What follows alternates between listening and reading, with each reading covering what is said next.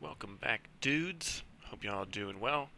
Back in the TBM, which I haven't flown for a couple months. As some of you guys probably know, about a week ago there was an update to version 1.1.10 on the X Aviation store. Just got that. I haven't done a full flight with it, so we're going to kind of look at this together. Internally, I can't really tell much of a difference, but apparently there are lightened all the panel textures, adjusted panel. I'll go through the changes here. Adjusted panel textures to make the panels more readable. New glass texture work for nicer reflection effects. Added new glass reflections to PFDs and MFD screens. Implemented screen brightness, automatic and manual controls.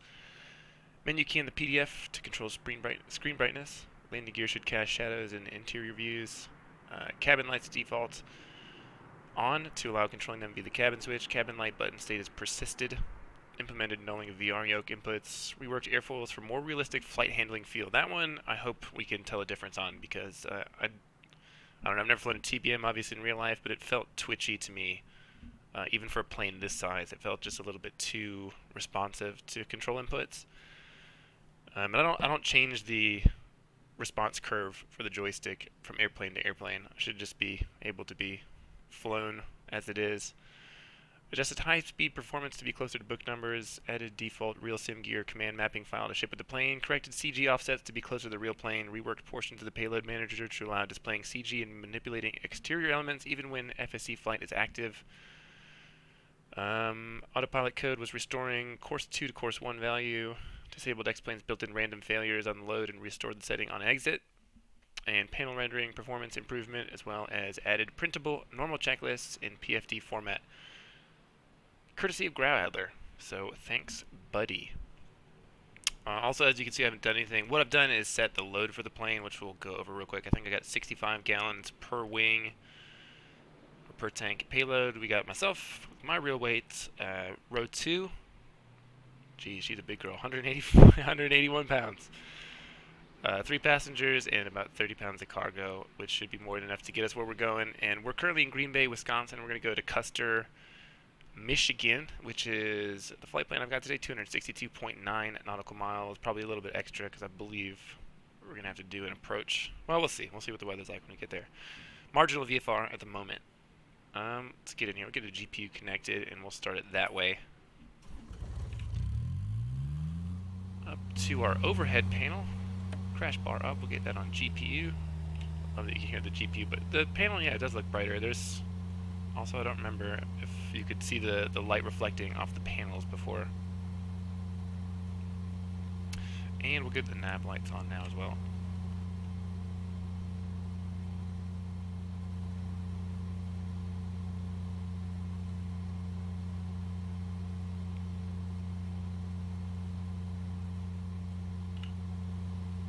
There we go. What do we got here? Flight plan, menu, delete.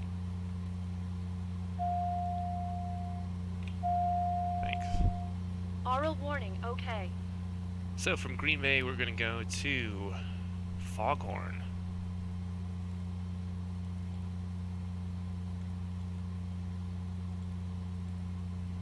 Foghorn to Lakes.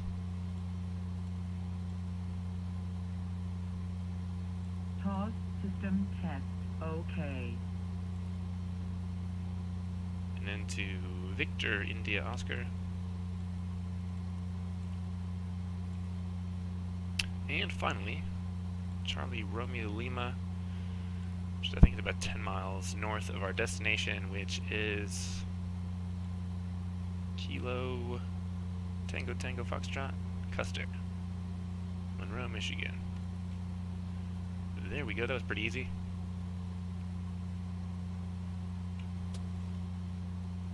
Get an ATIS while we're waiting for it here.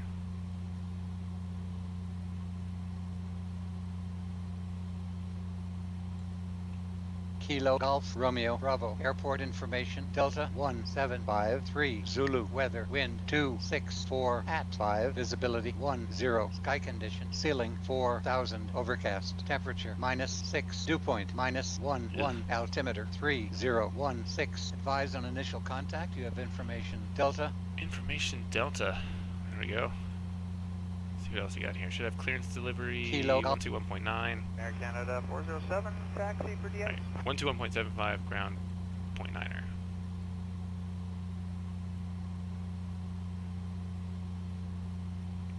What up, Kevin?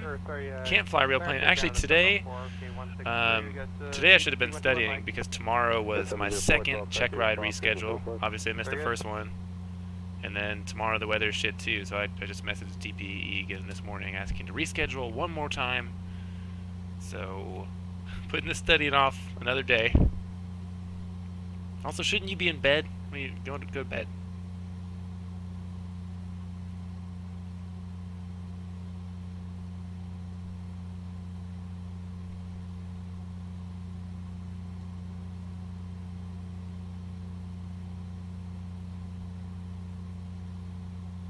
Oh, that's why you're early start today. Altimeter 3016. Clearance Air Canada 704, okay, 163, we got PDC 121 Mike.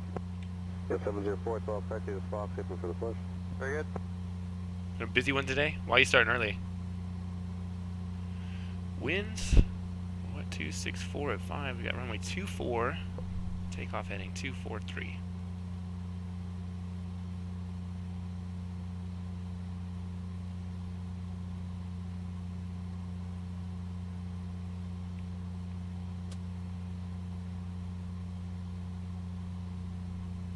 What's the temperature supposed to be like? It's still so weird. I mean, I know that you're on the other side of the planet, and that makes sense logically, but it's weird that it's cold here. They're like, yeah, it's going to be freaking hot today. No, it's not.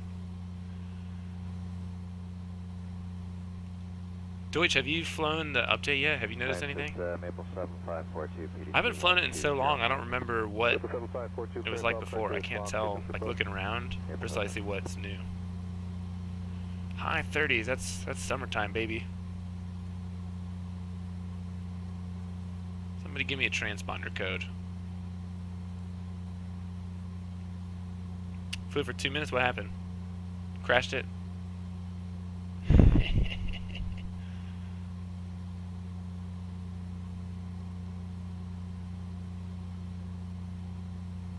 I will do 2730.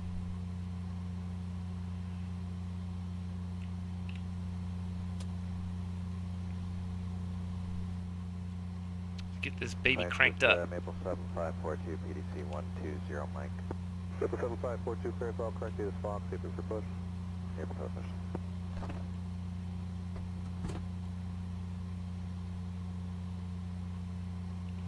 Oh, I gotcha. Well, this will be a test flight for us all. Let me get these little parky boys on. Clarence Warning, Air Canada. Are they gonna beep at me? Heavy with BDC 121 Papa. Okay, 16 heavy, clearance all correctly, this Fox. Oh, it was on. Got Fox, yeah. There we go. I was gonna do that later. I haven't downloaded the smart car system, so I gotta do that first. Wanted to fly this, because I totally forgot about this thing, and then this morning looking at the TAFs for the airport I'm supposed to fly to tomorrow, I'm like, nah, it's not happening. I'm looking at the weather right now, 1200 UTC, which is probably like an hour before I'm supposed to leave. It's like 400-foot ceilings, 4 miles visibility, and rain and mist. It's like, I'm not going. I'm not doing that shit. Alright, who remembers how to start this thing? You take the chocks off because we got the parking brake set. I hope so. I was just saying how the biggest thing for me is at low speeds it felt really twitchy, which doesn't seem particularly realistic. I mean, from what I would expect, I guess.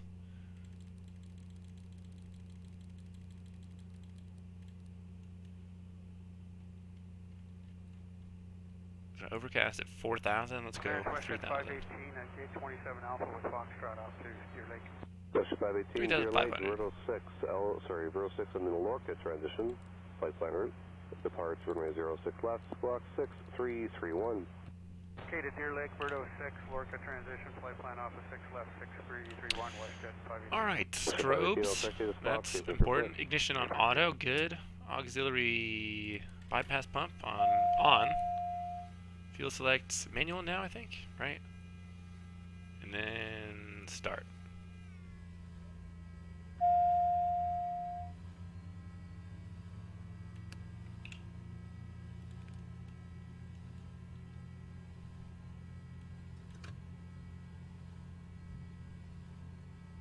Clearance WestJet 518 at gate 27 Alpha with Foxtrot off to Deer Lake. Russia 518, Deer Lake, Verdo 6, Verdo 6 on the Lorca transition. Alright, get battery, main, Departs runway GPU, 06 disconnect, left, block bye-bye. 6331. Okay, to Deer Lake, Birdo 6, Lorca transition, flight plan off of 6 left. There we go, NG up to 54. 518, all correct, data Fox, apron for push. Apron to you.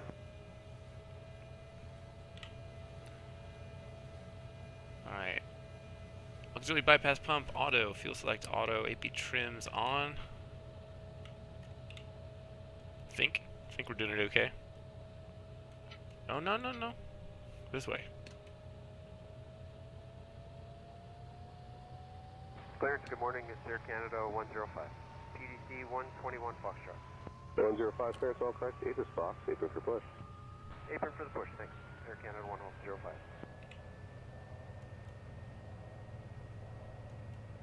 Alright, so far, so good.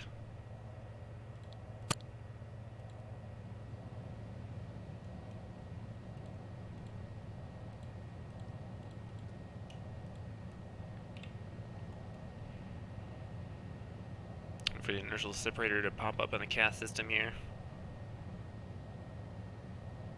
Well, it's pretty simple, right? I mean, there's like only a few switches up there. As far as starting an airplane goes, this is probably one of the easier ones. You know what I did not check though, the airplane. Because I know it does like save states. And I haven't flown it so long, there could be something broken. This might turn into a failure Friday. Can I take off, Jim? There we go.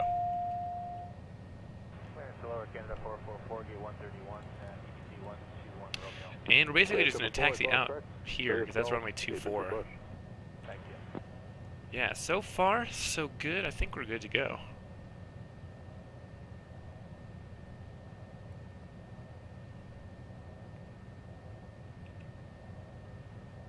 Oh yeah, just inching it up, baby. Here we go. Let's go. Taxi lights. After the last update before this, I remembered it handled pretty good on the ground. Alright, park and brake. That doesn't work. There we go.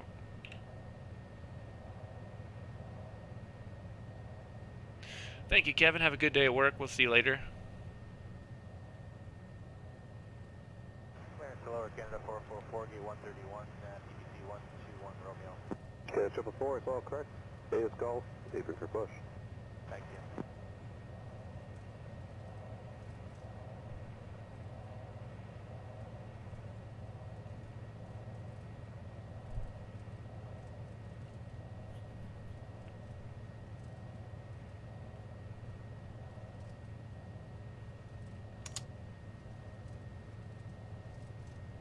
Clarence, good morning, Jordan 7284, looking for prior to Syracuse. Trojan 7284, Syracuse, Maven 2, bump with transition.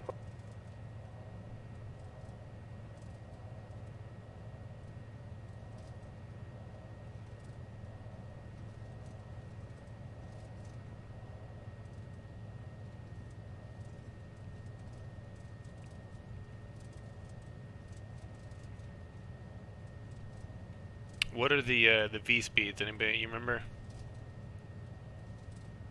I'm guessing it rotates like 80 knots, something like that.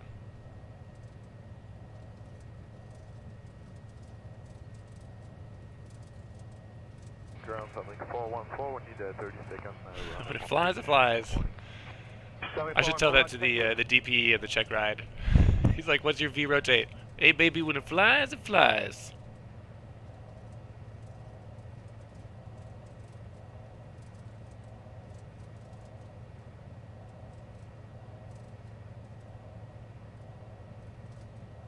Best teacher in the world. Pocket brakes. Landing light, navs and strobes are on. Transponder, you probably ident once we got in the air. 414, we need 30 seconds. Altitude reporting. Tell me 414, Roger, thank you. On.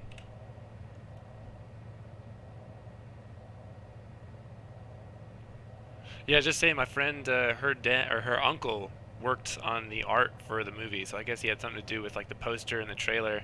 She sent it to me this morning too. I am ready for some Top Gun. Tower should be 219 short. 18.7. 407.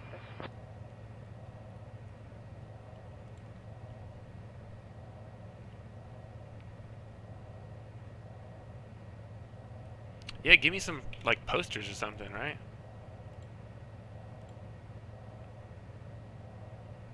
One, 125.55.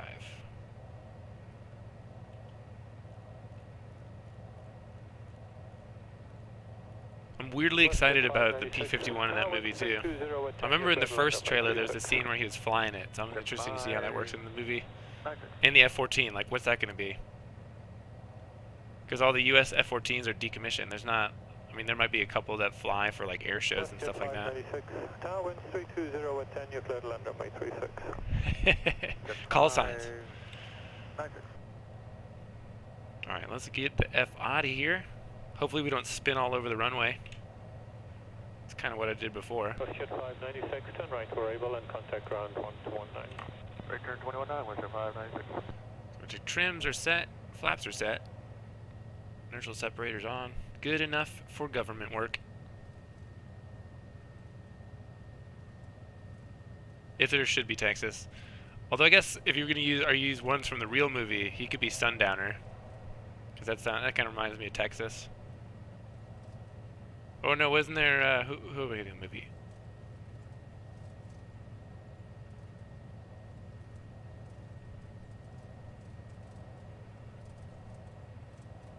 Could have had Mav. Could have. 2-4 on the pavement. Verified. Westjet 596, turn right, we're able and contact ground. But I always like to set the takeoff power so I don't have to be looking down at this before we go. So let's do this. And I can just concentrate on keeping it on the runway. Inch it, inch it. Oh. That'll do.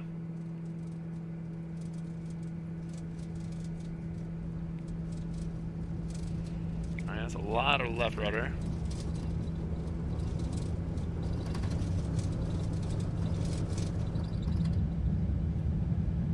Ooh, tap the brakes. Gear up. Tower 27, wind 330 at 10, you're clear to land on my 36. Line 36, number 7.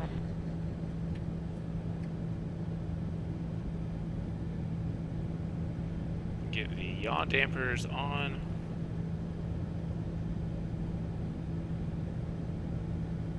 And let's go nav mode.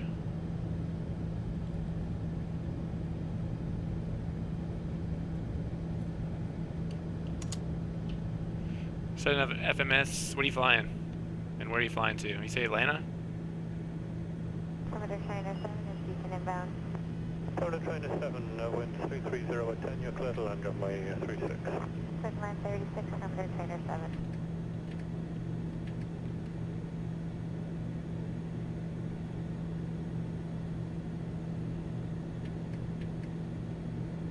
Quebec Charlie Tower, have an amendment to your departure instructions when you're ready. Go ahead. Quebec Charlie, as soon as safely able, turn left heading 090 Let's go to and report that 7,000. Quebec Charlie with a turn for 090 at this time up to 3,000. Thank you.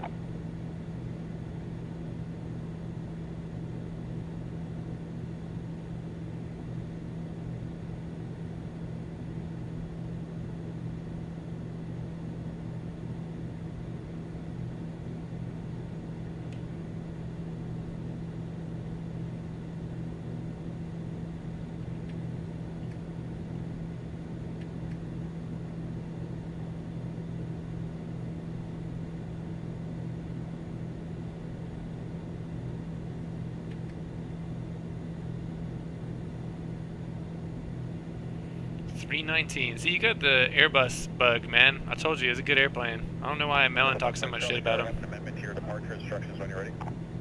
Go ahead. Quebec Charlie, as soon as safely able, turn left heading 090 and report that turn to me. Quebec Charlie with a turn for 090 at this time up to 3,000. Thank you.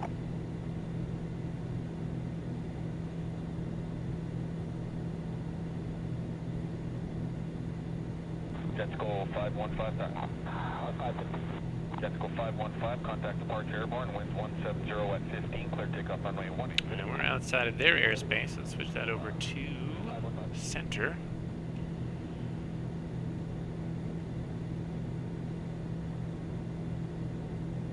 I should turn wing and surface de-ice on. It is well below freezing here. Hopefully we'll be out of the clouds soon. Otherwise we'll see some ice build up on the wings. Oh yeah, the 220 I think is one of the coolest looking airplanes. Wasn't that originally designed by Embraer though, and then Airbus bought it from them or something like that? I can't remember what the story is precisely on that. There you got autopilot on. Trim your own damn self now.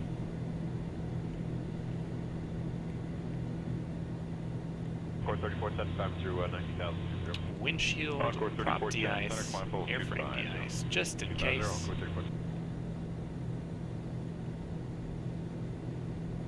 That couldn't tell if that was icing or not. That's cool. You can actually see the boot move. Center 1356. 356. Yeah, that must have been like ice on there. I'm gonna turn it off.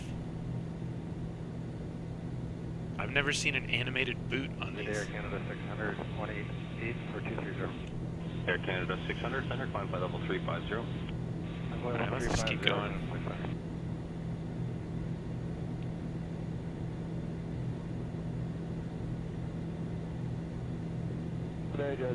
Let's come to cruise altitude, say 25,000.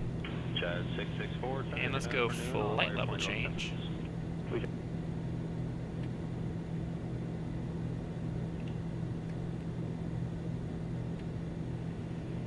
That was one of the airplanes that flew into that airport that I lived really close to in Korea.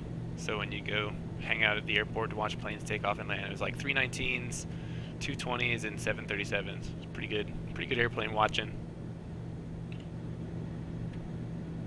Wonder why they couldn't sell Jazz them. 664, proceed direct Miglo on course. Direct Miglo, Jazz 664.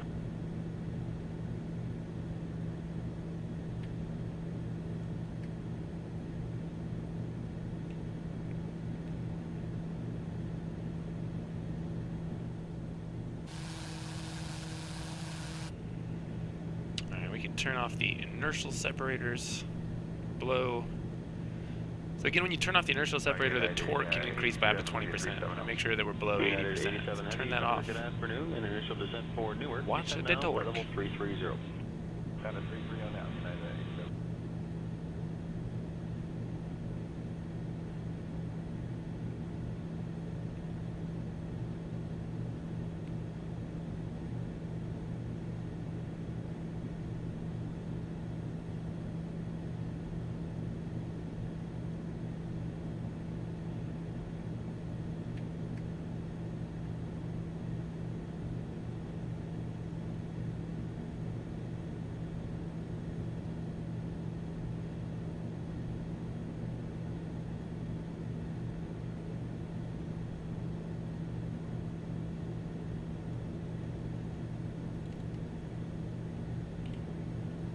Jazz 664, I can get you up to 330 now as a final if you wish, or we can just take 310 if you want. Yeah, so they went from about 76% torque to over 90% when we turn the inertial separator off. 310 as a final.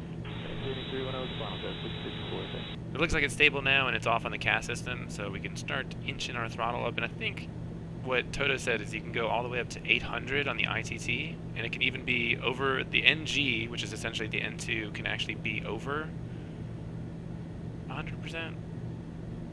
United 87 for further contact center 11937. Yeah, don't want to watch out on the torque. 11937, United 87, good. I'm not sure if it really matters.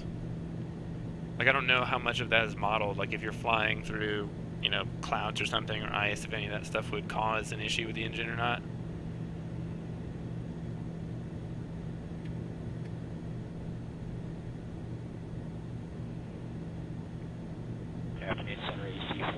Yeah, hang on, let me get that back up. AC 4086 center, good afternoon, go direct to Miglo on course. I always turn Discord off when I'm on here, unless I'm actually talking to people. Hang on, I'll be on in a second.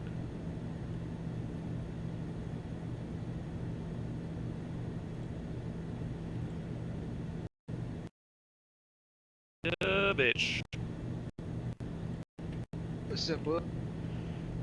Oh boy. Take off yet? What's going on?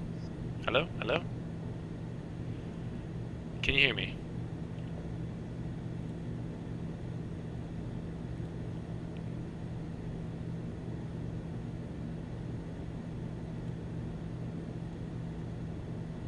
Can you hear me?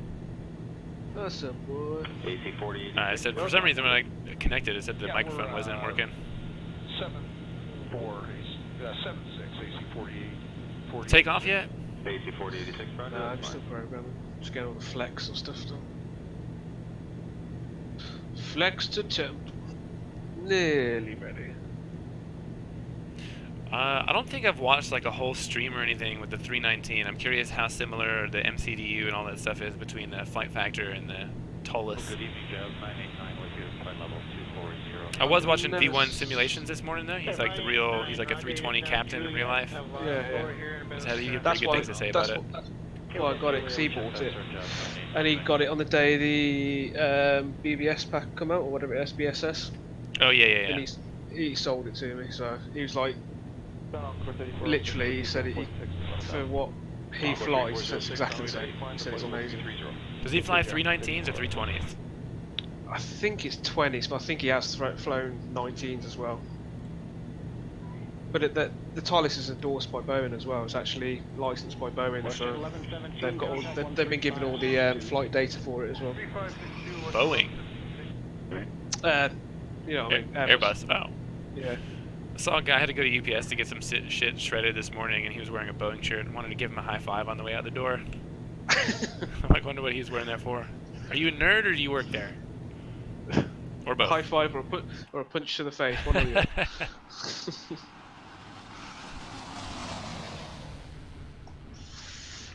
Right, that's that set. It's because I'm working off if there's new setups. It's like everything's in a different place that I'm used to. So explain to me how it works. You download the smart car system as your like interaction. Yeah. So that's like your go between the sim and that reads the sim as you're flying. Is it pretty easy to install? Yeah. You've done the Delta one before, haven't you? Fly Delta VA. No. Okay. Literally install it, open it. I don't think you've even got a set where your sim is, if I remember. I don't think you've even got to do that. I think it would read any sim that's reading, if I'm right. Remember, I've got 4 of them. I've got 4 going, so I can't remember which way I do it. But I'm pretty sure it's just install and that's it. I'll probably do one of those after this. I was gonna do it on stream, but tomorrow is like Tube Tuesday, so I'll fly something that's not a tube today. And then you go on to crew up, set up your flight operation, select your flight, then create your sim brief. Once you've done that, then go into your ACARS, and it will then show on your ACARS once you refresh it. Click on that, press fly when you're in the sim and you're ready to start setting up. But don't press it. Make sure you press it when you first get in, because it calculates your timing as well when you're setting up and stuff as well. So if you just press fly straight away, you won't get as many points, whereas if you take between, I think it's 20 to 40 minutes, they give you extra points. That's roughly how long it should take on a flight anyway to set up the MCU and turn around and stuff. So you do it when you're setting up the plane?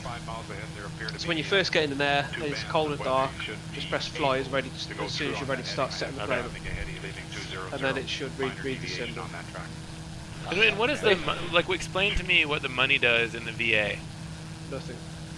So I mean in terms of the company, because when he was talking about the cost index and stuff like that, nothing. Yeah, because you don't need it to buy airplanes, right? No. So he can put whatever airplane he wants on there. So why does the cost index matter in the first place then? Because really that's all about money. Well, it's the cost index. When you put that into the plane, it sets how much power it uses and stuff, doesn't it? And I know, but companies choose the cost index based on what they want to spend, and a lower cost index is going to cost them less money. So if it does, if the money doesn't matter to you in real life or in the game, then or why should it matter what cost index we use? Because it's set up in the VA. That's how it's just set up in the VA. So he can set the cost index if he wants to. When you do a sim brief, it automatically downloads the cost index for you as well as the default for that particular plane. Dude, I have like a 25-degree crab. There's a 101 knot crosswind. Where are you flying? From Wisconsin to Michigan, over Lake Michigan right now. Jesus. I'm at Orlando, so I don't know what it's going to be like down here. I think it's good for now. Let me see. I was looking at it earlier.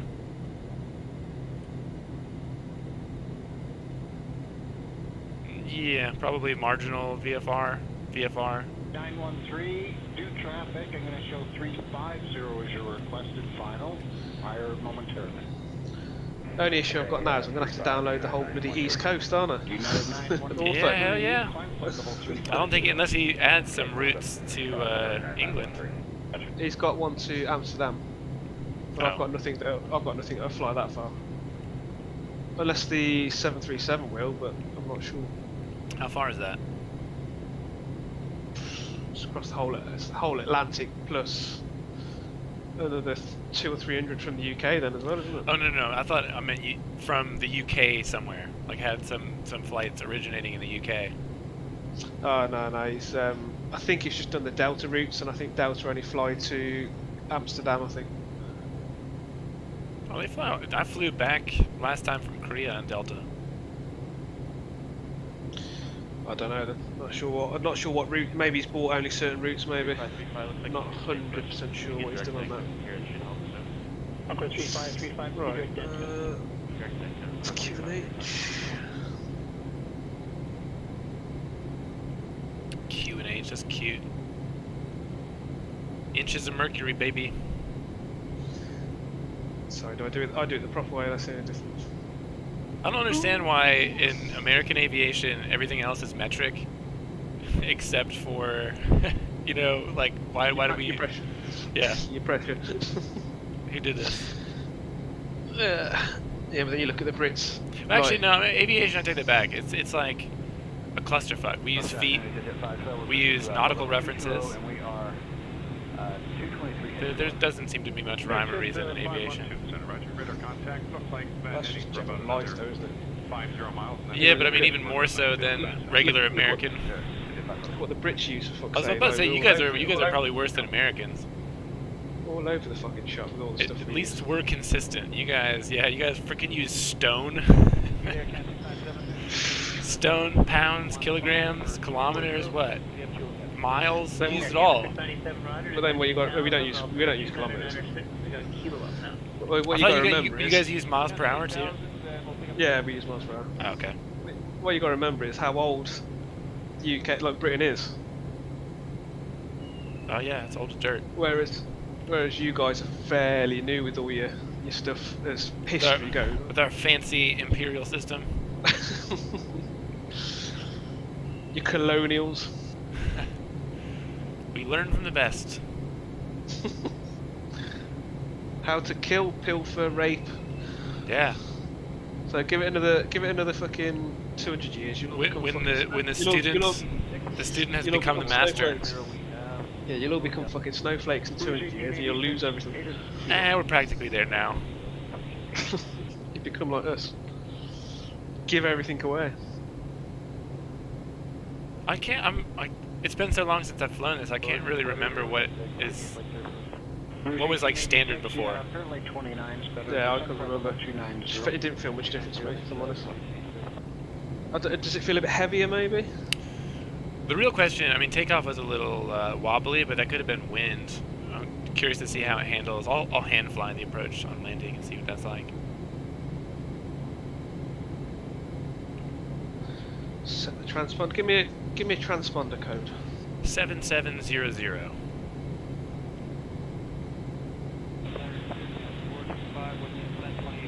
Fuck you.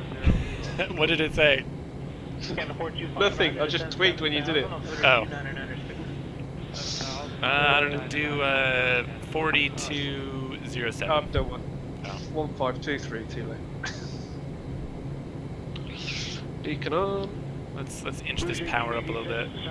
See what we get. Well, 325 knots. That is pretty good. We can do better.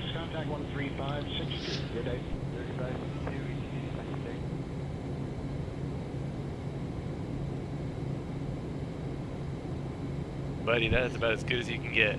97% torque, 99.8 NG, and ITC is 772.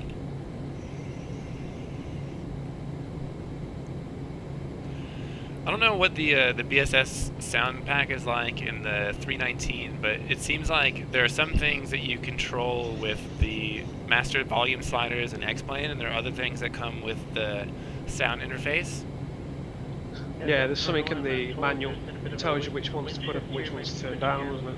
Okay, because the landing gear noises are incredibly loud, and there doesn't seem to be anything that controls those directly. See, I've lost my, you know, when you're coming into land, and it gives you your feet, so it's like 50, 40, 30 retail, it doesn't say that. Yeah, see, I had that issue before, and I don't remember what I changed, but I get those now. And I think it might have been just that the volume for the landing gear air noise was so high that I couldn't hear the callouts. You kind of need those. I mean, unless you have peripheral vision or you're in VR or something like that, you kind of need those callouts in a jet. Yeah, and I don't know which ones it comes under. That's my only problem. Is that in the RSAA? Order 271, center good 8, flight level 230, good right. God knows. Look at that livery.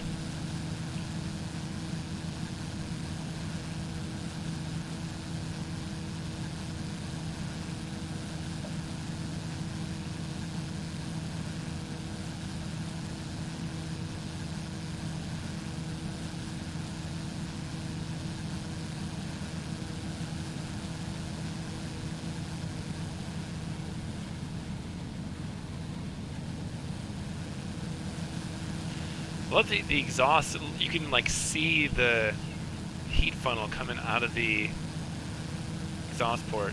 That is awesome. Yeah. Sorry, I am listening. I'm just starting up. I'm just talking to myself anyway. I'm just so used to doing that, like when I'm streaming anyway. Just having a good old chat with myself. I actually started doing that in real life now. Probably not a bad thing. You talk yourself through it. Well, not only that, you know, I need to, for check rides, I should be explaining what I'm doing and briefing on all the procedures and everything. And I don't know, I was in a bad habit of not using checklists because some of them are so freaking simple. You know what I mean? And I flew with another instructor, did like a mock check ride last week, and he's, you know, kind of ripped me a new one for not using checklists. Even though, like one of the climb checklists is literally fuel pump off. But he's like, yeah, but you should read it anyway. Like, why? Oh man, this BSS sounds so good. I know, I love it. Except for the landing gear volume. Yeah, but are you sure that's not on that other thing that we've got downloaded? What's that other pack that we downloaded? No, because I disabled the ones that were redundant. I disabled because they were in the BSS. But everything else is good. The only thing that I wish was that the cabin announcements weren't specifically, because ours for the 320 are from JetBlue. Oh, I downloaded one for EasyJet. I managed to find one. Well, I mean, I wish there was one that was just generic. It didn't say what airline it was. Yeah, you could select British or American or something. Yeah. And that's crazy because the Zebo is a freeware and it's still legit one of the best. If not the best. I mean, I would have paid. I'd have paid 80 quid for that. Yeah, I would have paid a pretty penny for the airplane. 230 deviation is approved. Fox 2 agreement. Contact 30, deviation is approved. Fox 2 and Italy Street. Got 51.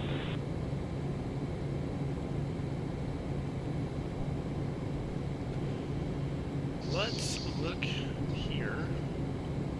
World VFR. APU off. Center. How about deviate to the right as required? 1 Euro speed, low go direct skipper, Golf India Juliet. Sounds like a plan. So, deviation right of course approved, direct skipper when able and will advise. So if we go VFR, when we get to our airport, got to be below 3,000 feet. Let's do this.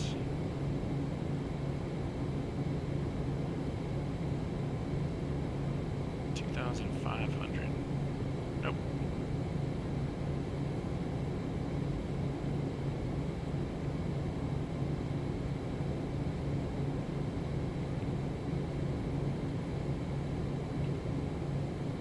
Nippon Cargo 192, contact center on 134. Did you get that Jackson? You're flying out of Orlando, right?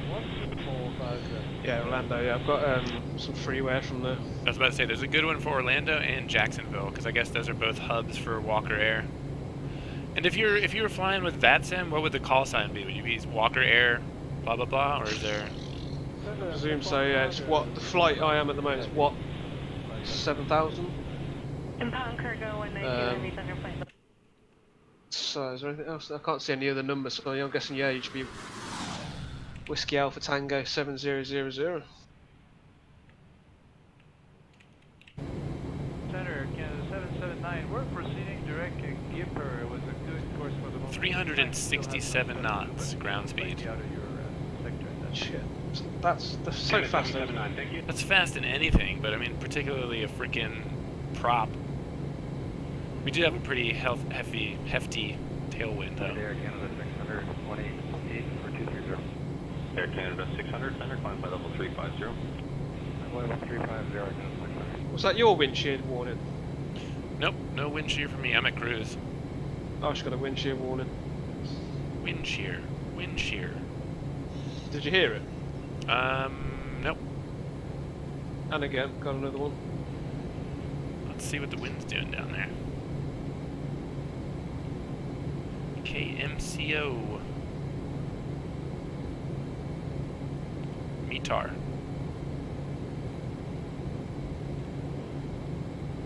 Weird. It says winds 160 at 6.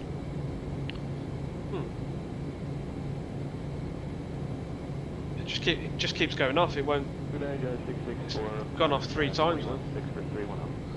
Chad 664, center, good afternoon. I'll fire point about 10 minutes. Please.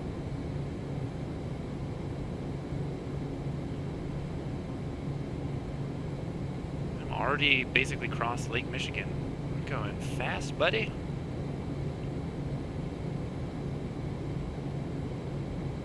Chad 664, proceed direct to Miglo on course. Direct Miglo, Chad 664.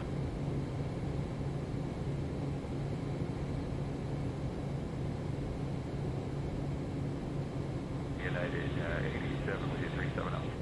United 87 Heavy, center, good afternoon. And initial descent for Newark. Descend now, flight level 330. Could you put the oxygen mask on yourself before? Yeah. Oh. Interesting.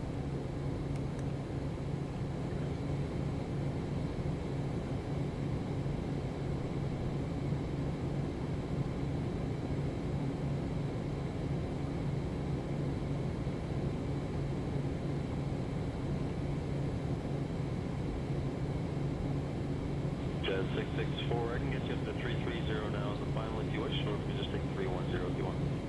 31 is great for Chad 664. Chad 664, right to maintain flight level 310 as a final. Maintain 310 as a final, Chad 664, thank you.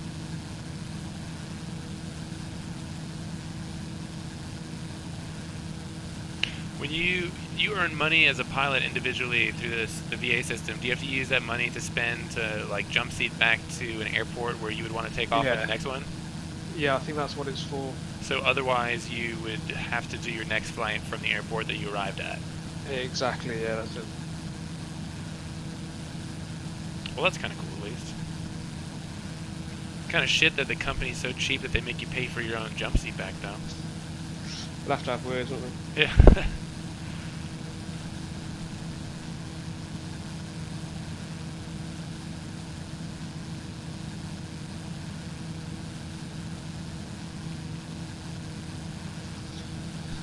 Right, set at 50%.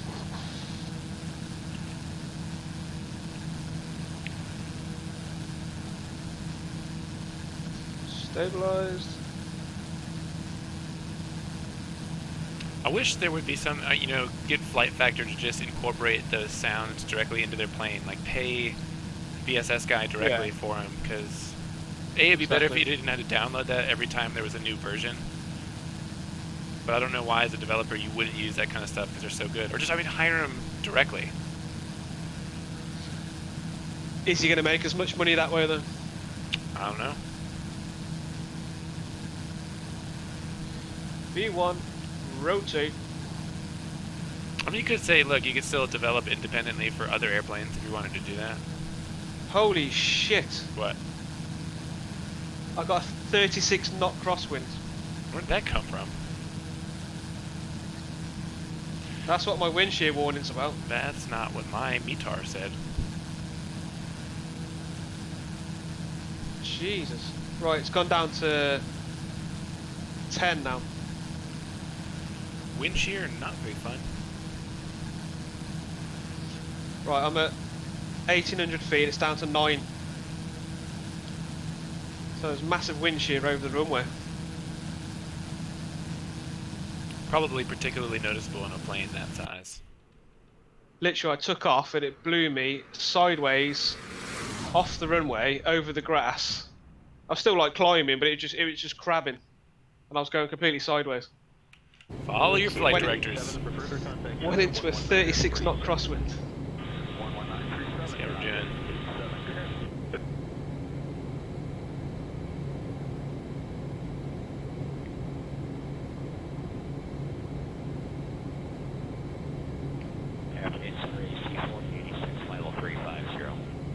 AC 4086, center, good afternoon, go direct to McClellan course. Wind shear, wind shear, wind shear. Did you ever use the angle Could of you imagine attack hearing that? indicator? I don't think so, no. Could you imagine hearing that in real life though? You come into land and all of a sudden that alarm just goes off, starts shouting at you like that. It's not good. AC 4086. That would be scary as shit. 7-4. Yeah, I've had a few approaches where you get the ATIS and the winds don't sound very good, and then the tower when you're getting close is like attention all aircraft, low level wind shear reported. When someone said +10 -5, which is not good.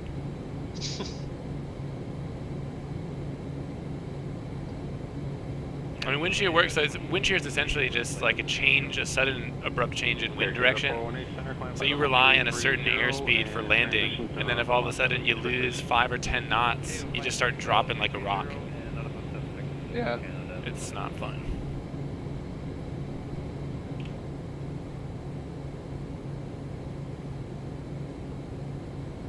Speaking of, let's see what the weather is doing in our arrival.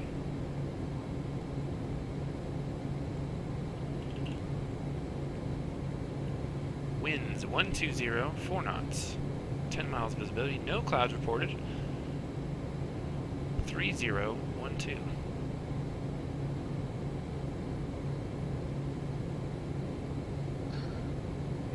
I think I might just get myself another cheap external hard drive. For what? Scenery? Just create a load of auto tiles for East Coast. And I'll just do the whole East Coast, I think. Just do it at zoom level 16. There you go. Actually, if they're, you say you could like mail him your hard drive and you put his scenery on it? Mate, do you know how much it would probably cost me to mail it to him? It'd be cheaper just to build my own. Save yourself a giant headache though. Yeah, I'll set it up and I'll do it over one night. Literally, I'll do it while I'm asleep. And then all I'd have to do in the morning is the files will be downloaded and set, and all I'd have to do is just transfer them onto the hard drive.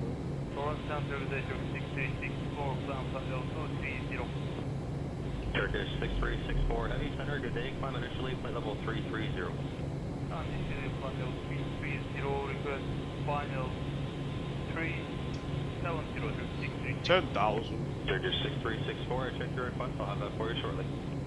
Thank you. Alright, we're going to take runway 03.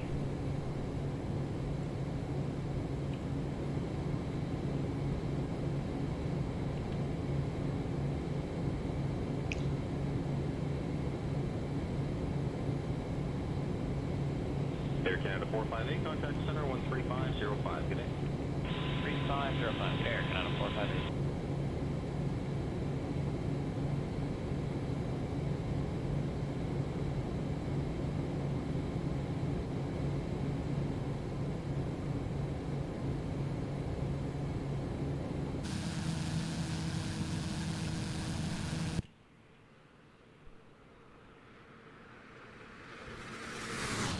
And also with the ortho, I'm at 15,000 feet and I've still got 40 frames a second. Yeah, it's not bad as long as there's not, you know. Well, what mesh are you using? Nothing on scrap, man. Yeah, I mean the big thing with frames is like the world objects. Yep. I didn't really notice a big difference in terms of frame rate when I started switching to ortho. When you're doing 40,000 feet, you ain't gonna see anything. Exactly. So you don't need to do anything like that. So yeah. That's why I've done zoom level 16 because, you know what I mean. I've got scenery at the airport, and then before you know it, you're going to be at 4,000 or 5,000 feet before you're looking around anyway. Yeah. You're not going to really notice that much. So. How is the TOLUS on frames? That's what I'm saying. I'm in America now with. I mean, in general, compared to like the Zebo, what do you notice any difference? Better or worse? Orbex. So when I'm over my Orbex in the UK, so I'm still getting sort of 25-30 over Orbex. Yeah. What is the Zebo normally? Same? Fucking hell, about 18. Oh wow. So better then. Yeah, it's loads better. I've not flown the Zebo since I've got this. Once. You gotta get in there. You gotta keep your currency. You're gonna forget how. I'm an Airbus man. This just works so much better on my plane, on my computer. It's stupid for me to do anything else. I've said this a bunch of times too. I mean, I understand why people like to fly the Boeings. It seems like a little bit more participatory. But I mean, in terms of technology that we have available to us in 2019, there's no reason that planes shouldn't be as sophisticated as an Airbus. Nope. VNav, baby.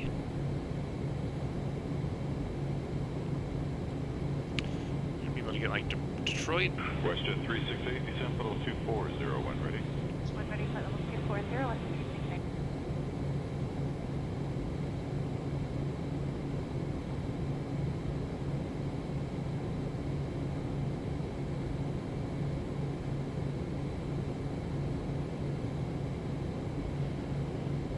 Let's see, Detroit approach 134.3.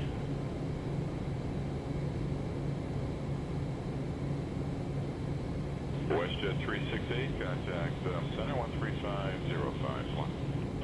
505,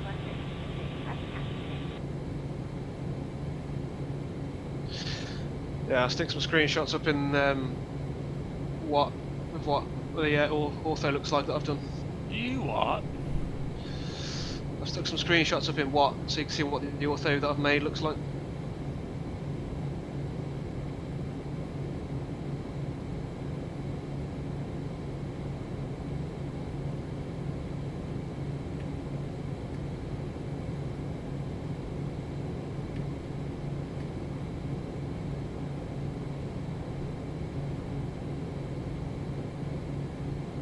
Pull the power back before we overtorque this. Oh, you gotta. But where's my 320 watt livery? Oh yeah, I got the watt livery. Have you not got it? Yeah, I don't think he has one yet. I looked on the liveries page. He told me to send him the file so he could make it. I'll have a look in a second. I'm pretty sure he's done it, but I'll double check. Hang on. I thought he had done it. No, he did a widget for the 320. I asked him this morning.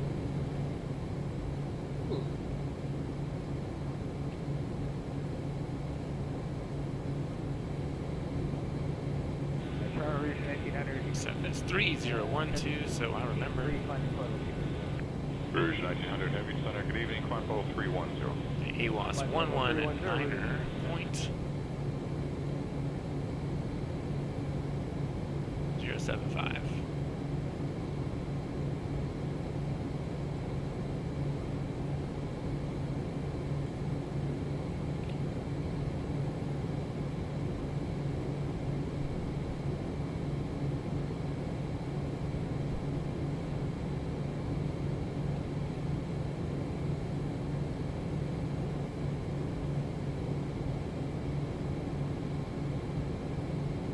.403 knots now. That's jet speed. Jesus. Yeah, so I'm only doing 404.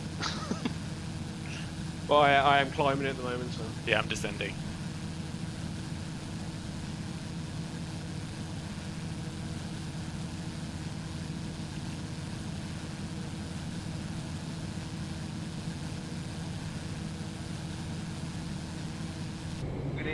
1968 Heavy, flight level 192, climbing 230.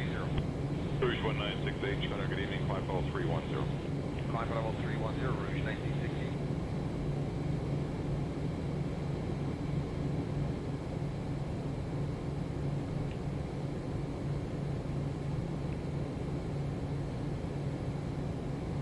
That's awesome. When X-Plane's good, it is good. Mm-hmm. When it works. Yeah, when everything's going correctly. Canada 420 Heavy, 200, climbing 230. Air Canada 420 Heavy, Center, good evening, climb level 330. Climb level 330, Canada 420.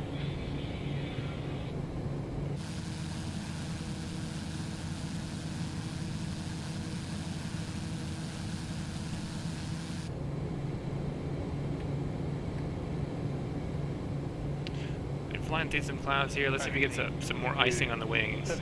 I don't know, have you ever used the frame de-ice? No. You can actually see the boot extend. Is that the new thing they've done? I don't know. I never noticed it before. I definitely used it before. Oh, I've noticed it on something before. I can't think what it was. On the TBM? Is it the King Air? I think the King Air possibly does that. Well, they definitely have icing modeled on the King Air. I've seen that before. What I can't remember if it's the King Air or it's something like a twin prop that we've all got, and I think you see like the boot push out at the front and then goes in again. You see like these strips come out. Yeah. That's exactly what happened with the TBM. Yeah, it might be the King Air that I saw it on.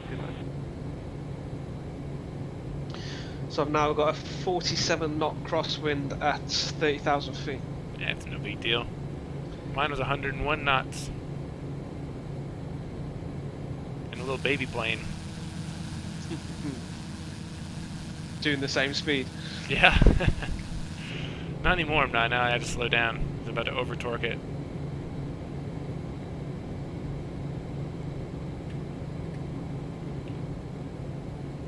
No ice on the wings.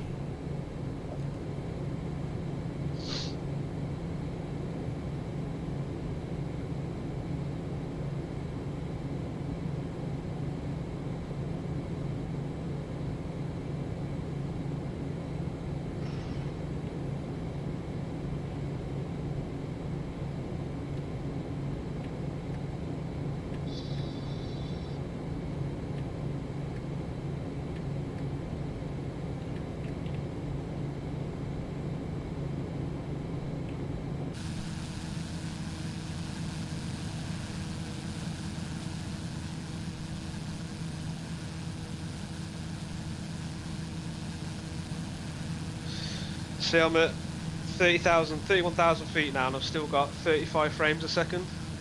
Whereas in the Z-Wave I'll be struggling to get 21 now. Yeah, it's really good.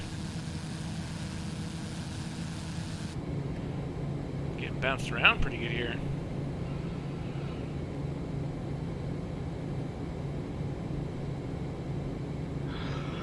I'd say get the Talis, but then to me, it wouldn't really make sense because it's too. You've already got the 320. It's exactly the same.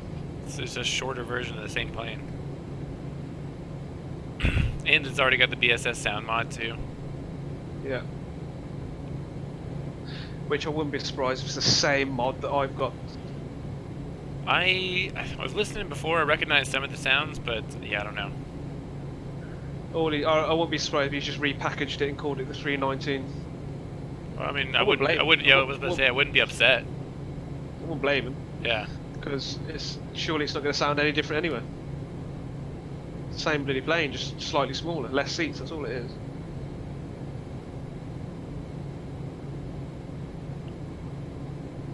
How many passengers does that hold? I don't know. I've got 134 on at the moment. What? I think it's about 140. Because the 320, the 320 only holds 136. Really? Yeah.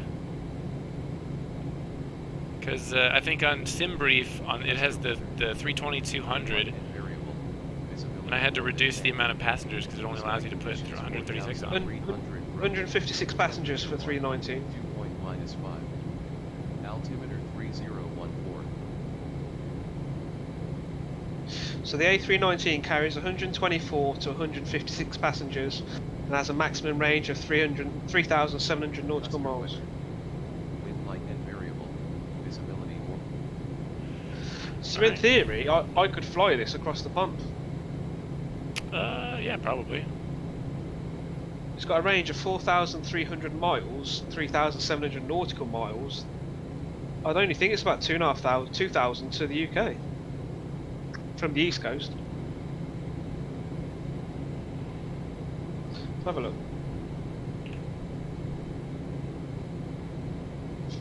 They probably just don't because, I mean, obviously you're flying from large airport to large airport, and if you're going to do that in terms of fuel cost, it'd be better to have, you know, a larger twin jet. So Orlando to London is 4,323 miles. Yeah, but and that, in real life, you'd be flying up the east coast and then across. Yeah, you'd go across Greenland and stuff like that. Yeah, so you'd go straight there. You go from you go North America somewhere, wouldn't you? Yeah, check like New York. See what New York or Boston would be. Yeah.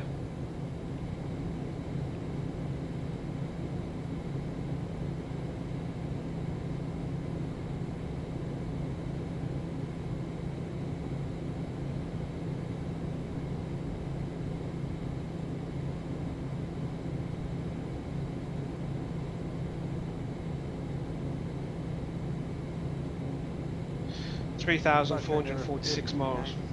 How much? 3,446? From New York, so... Yeah, technically you could do it. Yeah, so 4,300 miles range. So yeah, you'd have a good couple of 100 miles left. Well then, yeah, I guess I'm not sure what the fuel requirements are for like a commercial passenger jets. I think it's like you have to have enough to make it to your diversion airport plus like a 30-minute or 45-minute hold. Man, I'm in a sim. True, true. You're the guy that basically tried to glide a Premier 1 across the Atlantic too. I did it. How close is that? I had 50 pounds of fuel left.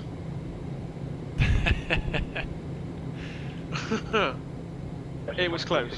Very close. 50. How far would that get you? Like another what? 5 minutes? Not far. Yeah, I don't know. It wasn't far. And I had a massive tailwind all the way there. I think it was like a 8 tailwind most of the way. Yeah, you wouldn't have been able to do it going the other way. No way. And I flew the TBM across as well. That I think has the range though comfortably, doesn't it? I can't honestly remember what was left in that one. I'm pretty sure Well, that I was pretty comfortable. I always flew from St. John's in Canada. How long is that exactly? I think it's about 2,000 miles, 1,800 miles, something like that, to Ireland. Yeah, it's nothing. See, I got to Shannon and I was like, I've still got another 2 hours worth of fuel left, so I just flew on to the UK. Endeavour 5096, mine 7,000. 7,000. Well, so I've flown the TBM. I flew the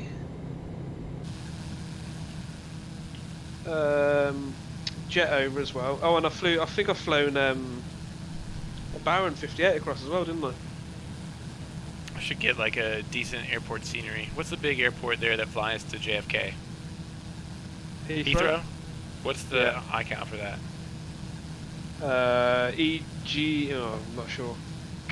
You don't even know what the eye count is for Heathrow? I don't fly to Heathrow. Endeavour 5096, mine 7,000. 7,000 now, Endeavour 59. It fucks up my frame rate. EGLL. I do fly there, but only in certain planes. 172s.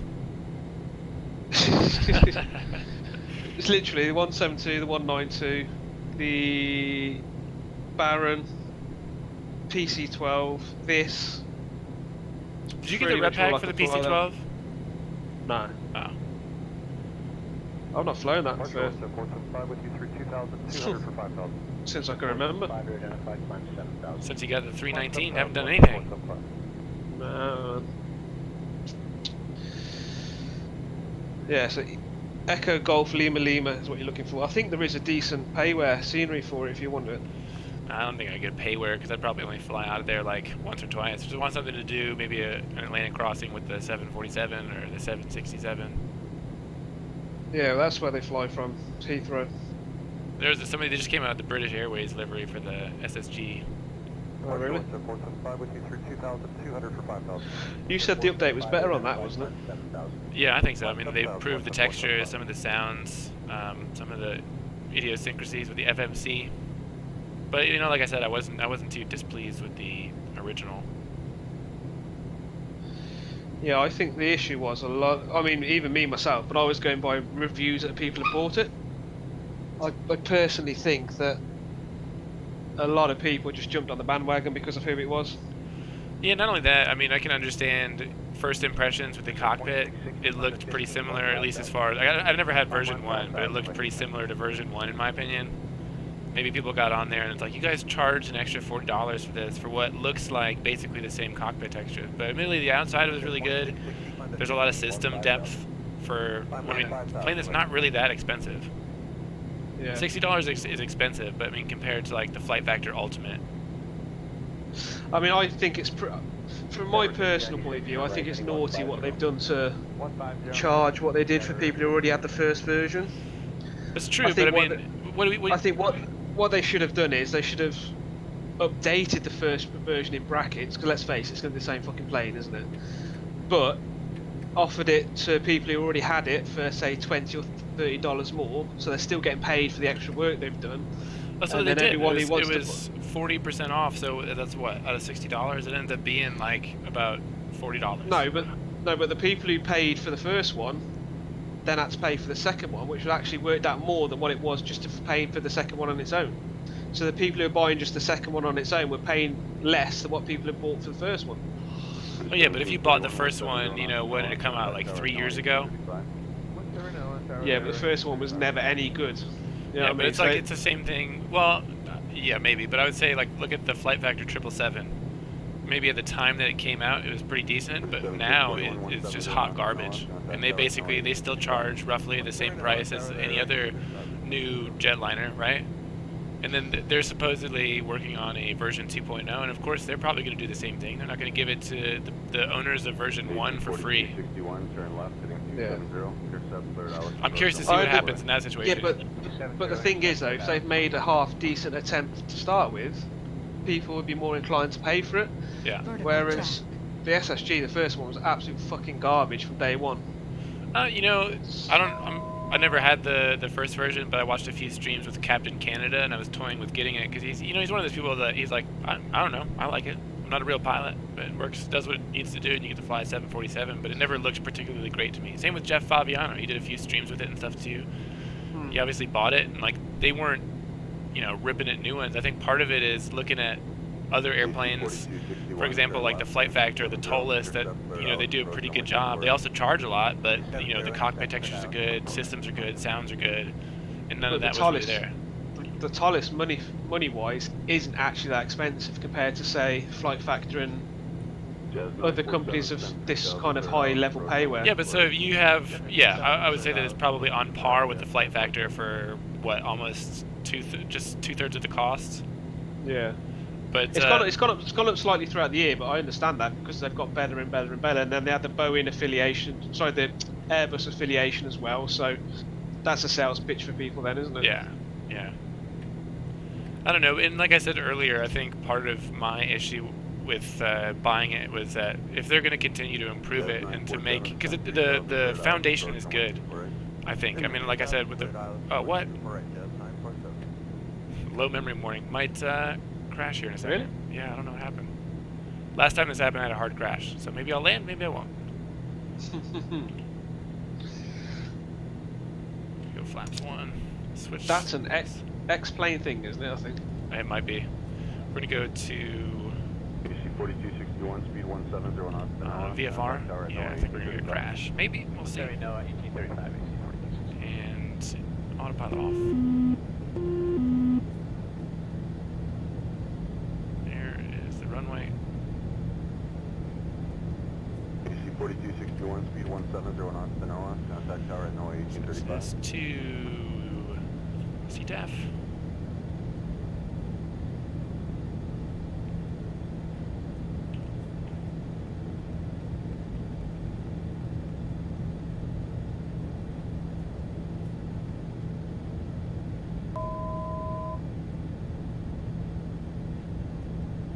Turn the yaw damper off too.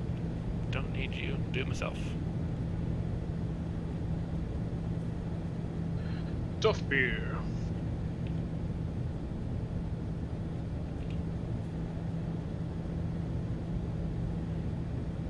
Don't remember what the gear speeds were on this plane. It should be on the Traffic Victor Julia Kilo. landing gear extension 178 knots. We can do.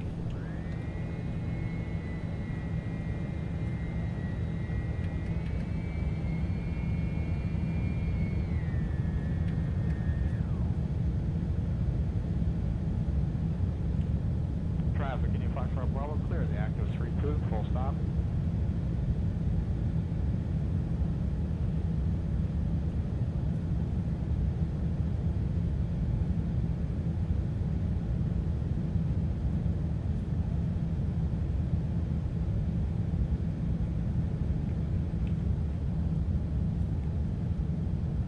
Traffic, can you fly for a Bravo clear? The active 32, full stop.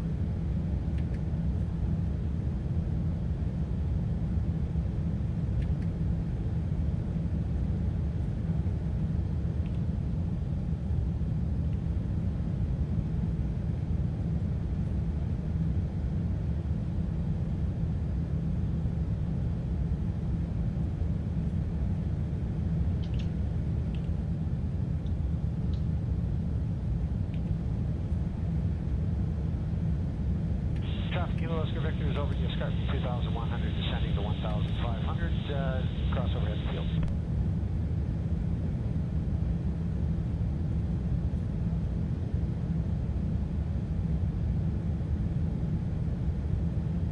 Traffic Kilo Oscar Victor is Yeah, I over like the how he's escarpment implemented as well. 2,100, descending to 1,500, When you do see your sim cross brief overhead and field. stuff, he's put departure, airport, alternate, and arrival as well. Mm-hmm. And he also gives you your specific runways for that particular day, like with winds and stuff. Whereas all the other VAs I've ever done have never done that. You gotta figure it out yourself.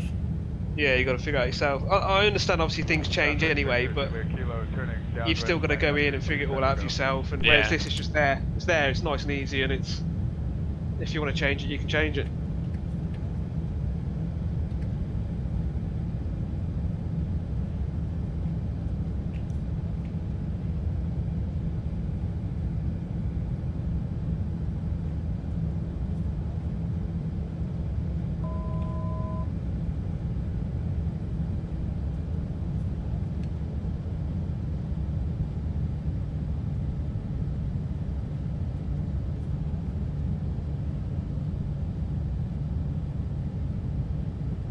Traffic Victor Julia Kilo, turning downwind, landing on 32, touch and go.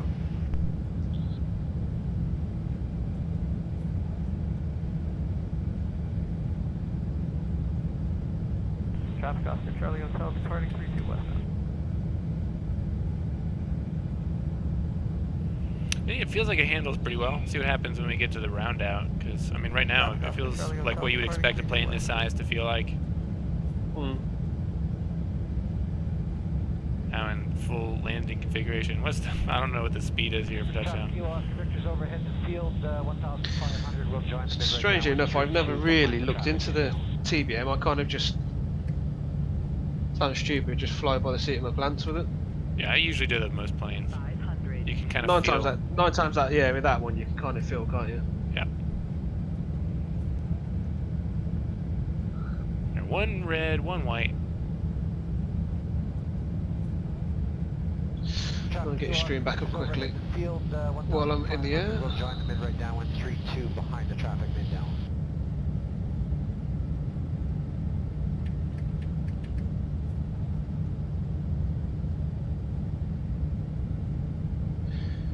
Easy.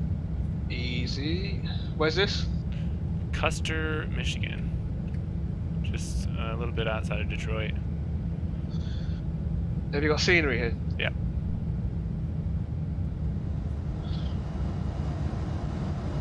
Is that payware or freeware? Payware. Ah, okay. I was gonna say it looks really good with the grass textures and stuff. Bit of bounce.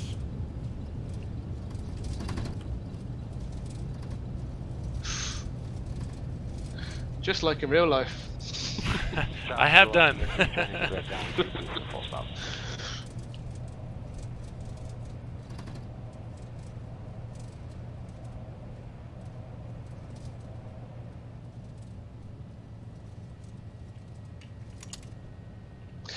Did you see that 14 in the trailer as well? Yeah, that's what I was saying earlier. Like, what is the context for this plane in the movie? Because they're all decommissioned.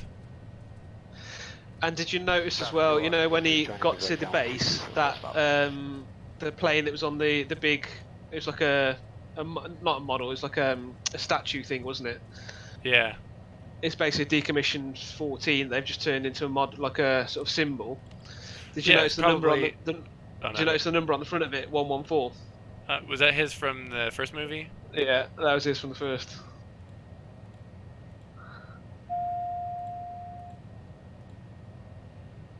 What else? Traffic, Victor Julie Kilo, turning final for 3-2, touch and go. And there's a funeral as well.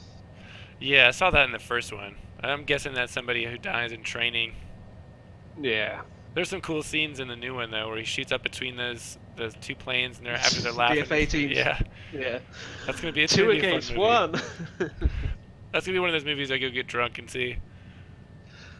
I'm good, man. I'd love to go and watch it with you guys, because like you are the only plane nuts I know. No one's gonna be like as interested. I'm gonna be talking about it. Like, oh yeah, and everyone's gonna be looking at me like, you fucking geek. I'm curious to see who even goes to see the movie, like here. I mean, I guess there's gonna be people who were nostalgic for it in the '80s, but I mean, are they gonna be mostly airplane nerds or what? I don't know.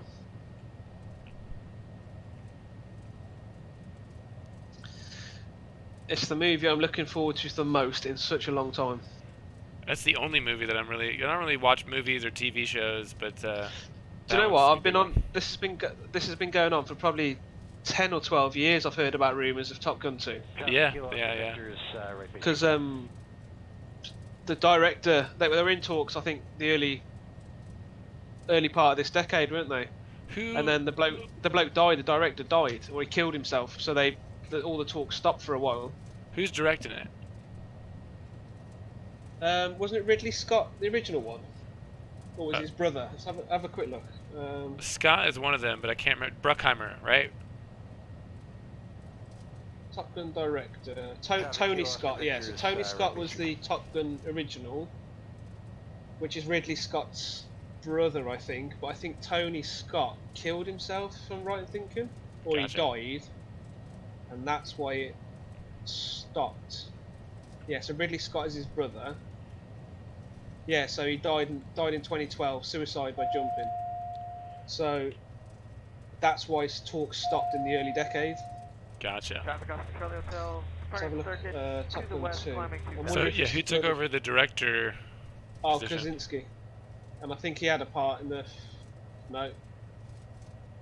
That's Kazansky, and he was a character in the movie. Yeah, well, this one's Kaczynski.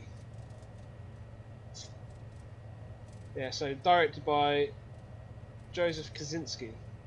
This one is.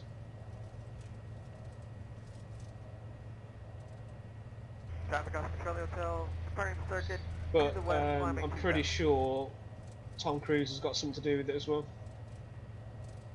Weren't you before the movie? I don't know if it was before the movie was announced or maybe it was afterwards. You're talking about rumors of him just being an absolute shit military guy. Yeah. Was that during the filming of the first one, or was that associated No. with Top Gun 2? This one. So where he's doing all the stuff on the ship, where they're filming all that. He was just being a twat to those guys. Yeah, I'll try and find the news clip for you. What's the aircraft carrier called? I have no idea. To the west. And we'll be transitioning east side. We have the traffic on the base in sight. We'll go behind you.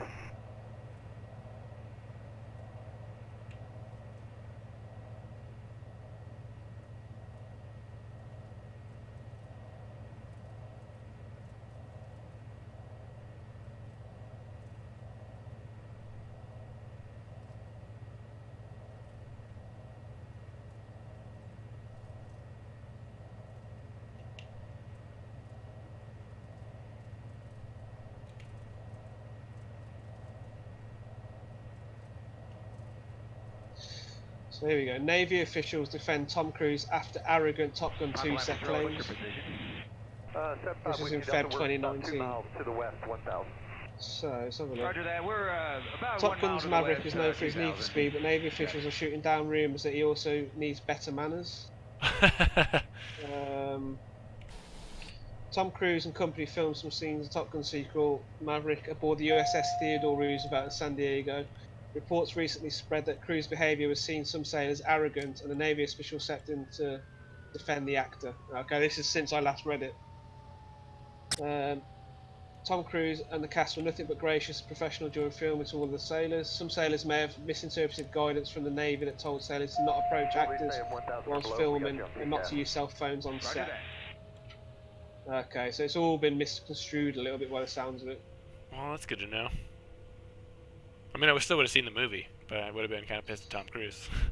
A Navy official defended Tom Cruise to NBC7 after the news station was told by an anonymous service member that Cruise acted very arrogant and told them not to look or touch him. The sailor added the Cruise angered the USS Theodore crew whilst filming. We'll be staying 1,000. But then it's all been disputed by his aides and people who are looking after him. At no time did Tom Cruise say to the sailor, "Do not look at me, do not touch me." I couldn't see him going on a ship and doing that, to be fair. Yeah, me neither. It's a bit of a dick move if he did. But I couldn't personally see him doing that. But then it is rumoured as well, but he's kind of... I've heard mixed things. Military, is he like his filming career is a bit like being in the military and doing a tour? That. Oh, talking about how dangerous his stunts were and stuff like that? Yeah, he likened it to being in the military full time or something like that. Bruh, choose your words. Yeah. So if that's true as well.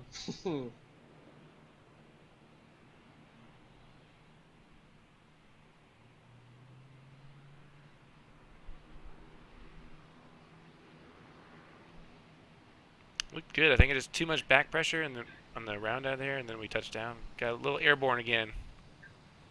Also too much speed. Boop.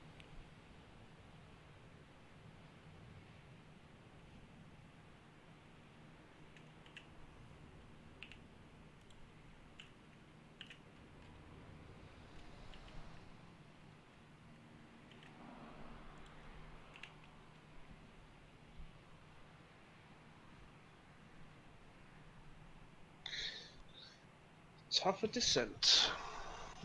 That was fast. Yeah, it's only like 350 miles, something like that.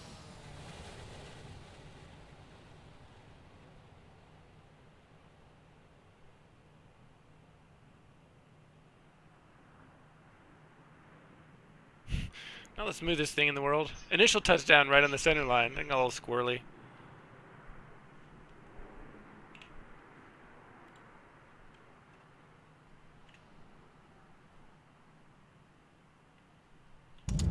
Traffic, helicopter 75, Whiskey Delta 1 mile to the west. Traffic. On 44 Juliet. That's the only thing I hate about replays on Next Plane. If you shut it all down, whatever state it's in, that's what it stays at. Some of them do. Some of them do. Oh, shit. Some of them don't. It's like plane dependent. All your screens are up there, On 44 Juliet is 2 miles to the west. Cross over the field for a left downwind 17.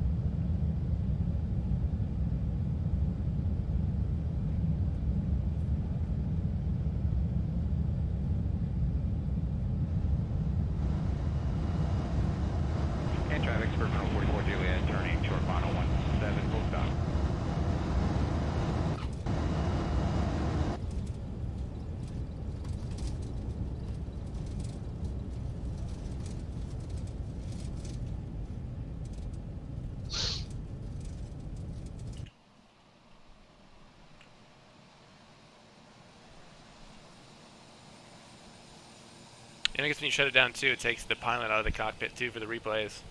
Ghost plane.